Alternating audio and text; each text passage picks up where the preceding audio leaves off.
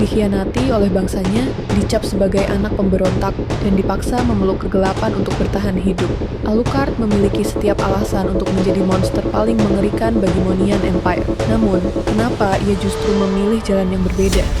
Untuk memahami Alucard, kita harus memahami pemikiran psikolog legendaris Carl Jung tentang The Shadow. Jung berpendapat bahwa setiap manusia memiliki sisi gelap yang berisi insting liar, dendam, dan hasrat yang ditekan. Bayangan ini bukan untuk dibuang, karena semakin kita menolaknya, ia akan semakin kuat dan berbahaya. Menurut Jung, setiap orang membawa bayangan, dan semakin sedikit bayangan itu diwujudkan dalam kehidupan sadar individu, semakin hitam dan padat bayangan itu. Alucard adalah perwujudan nyata dari teori ini. Selama bertahun-tahun, shadow dalam diri Alucard dipenuhi oleh dendam akibat fitnah sebagai anak pemberontak. Namun, saat kebenaran terungkap bahwa ayahnya mati sebagai pahlawan demi menyelamatkan Tigreal, Alucard dihadapkan pada pilihan sulit. Sisi gelapnya berteriak untuk membalas dendam pada petinggi Monian yang munafik, dan pada Tigreal yang merasa bersalah. Tigreal menawarkan nyawanya sebagai penebusan. Disinilah Alucard melakukan apa yang disebut Jung sebagai integrasi shadow.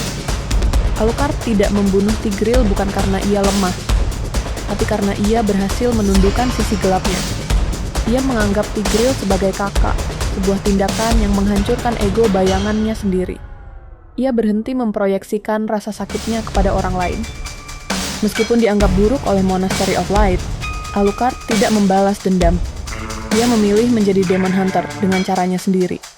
Jung percaya bahwa manusia yang utuh adalah mereka yang mampu menggunakan kegelapannya untuk tujuan kreatif.